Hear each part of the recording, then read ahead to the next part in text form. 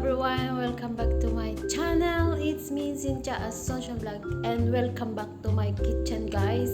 It's been long time, like 15 days, guys, na hindi po ako nakapagluto, guys. So today, magluluto po tayo, guys. Dalawang putahe po ang ating iluluto ngayon, guys. So first, yung mga pagkain namin, guys, na mga Pilipina dito. So this one, guys, today I harvest this one, guys. Ito patola, harvest ko po sa sa garden ni Kuya Babo. So guys, pakita ko po kung ano po yung iluluto ko na ulam po namin ngayon. Ito, guys, yung mga gulay ng iluluto kong tinola today. Ito ang haba-haba pero payat po siya, guys. Nag-harvest po ako ng dalawang patola, meron din po akong zucchini dyan, meron akong carrots, at meron din po akong mga sili. Hinarvest ko din po sa garden. And then this one, guys, is spring onions and carrots and potato. So ito, guys, yung chicken ko. So linisan ko na po yung chicken ko, guys, at mag-start na po ako sa aking pagluluto dahil meron pa po akong isang iluluto na pagkain ng aking mga amo, guys. Then, pakita ko po muna yung kitchen ko, guys. 15 days po ako nawala dito, guys. So, ito po, walang pagbabago. Ganun pa rin. And then, see the time, guys. It's already 9:20 in the morning. And then, ito, guys, yung mga honey. Honey ng lolo ko.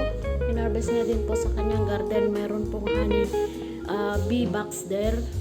Ayan, guys. So samahan niyo ako, guys, sa aking paglilinis ng aking manok, guys. Frozen po siya kaya binabad ko po sa water para maalis po yung ice niya. So let's go, guys. Start na po tayo. Guys, nakat ko na po yung mga gulay ko and then chicken ko, guys. So simulan na po natin, guys, ang pagluluto nito. Ito, guys. Ayan na po yung mga gulay ko. Kinat ko po yung malalaki lang po yung pagkakat niya. Kasi tinola po yan. And then, ito na rin po yung onions and garlic ko, guys. And then, ito na rin po yung chicken ko. Ito, guys, isiluluto ko po mamaya para po sa aking lolo. Ayan, guys. Start na po tayo sa aking pagluluto. Ito na po ang aking kaserola at lagyan ko po siya ng oil. May tubig pa po konti. And then, now, pwede na po. Konti lang po yung oil niya. Ayan. Nilagay ko na po yung yung onions and garlic, guys. So malapit na po siyang mag-brown.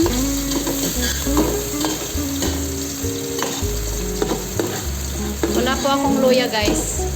It's my choice. Pero yung iba, guys, nilalagyan talaga ng luya. So pwede na po nating ilagay yung chicken, guys. Now, ayan. Ayan lang po nating mag-isa.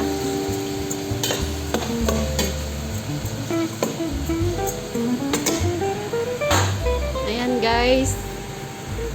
Ayan na po yung manok ko, guys. I think pwede na po natin ilagay yung yung spices niya.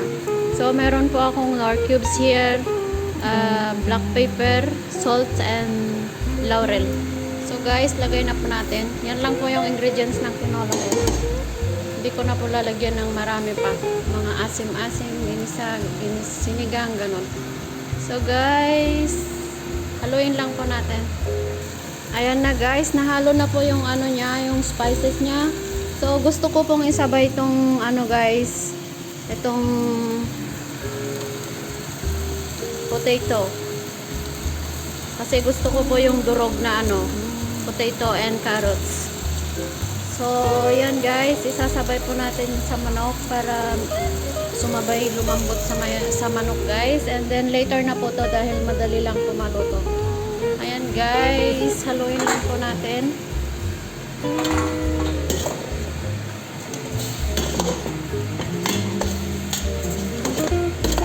Depende po sa inyo, guys, kung gusto nyong isabay yung potato and carrots sa manok para magsabay po silang maluto.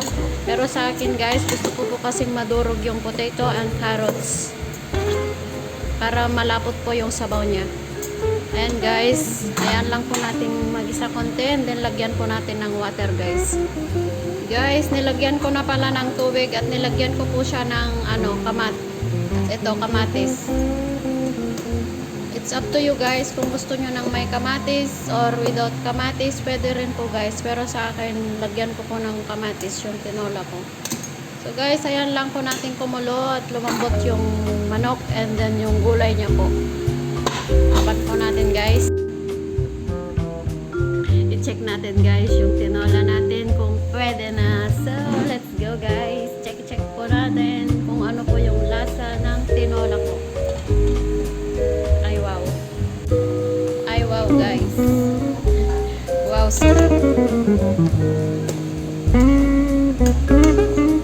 I think malambot na siya guys. Pwede na po natin ilagay itong susini and patola. Guys, ako lang ba yung nagluluto ng tinola na may patola? Hindi ko po alam kung nilalagay nyo po yung patola. So, meron din po akong sili. Hindi po yan manghang guys.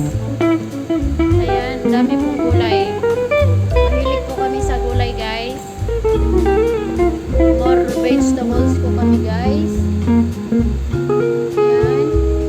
Tingnan nyo yung spring onions ko guys. Ilalagay ko po mamaya sa ibabaw ng aking tinolang manok. So wait lang po nating lumambot tong patola. Lalaki po ng hiwa.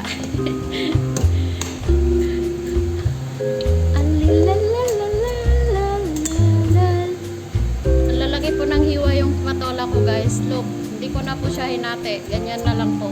Isang subo. Ayan, wait lang po nating maluto guys. And then lagay po natin yung may ampalaya akong konti. And then lagay po natin yung spring onions. Then takpan na po natin. Guys, tikman po natin kung ano po yung lasa ng tinola na to. Parang daming oil.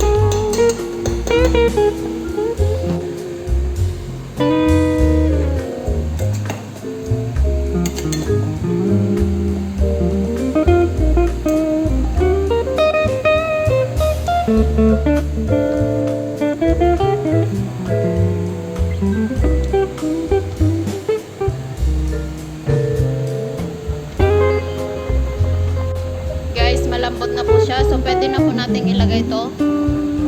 Ayan. Ang palaya, konti lang po yan.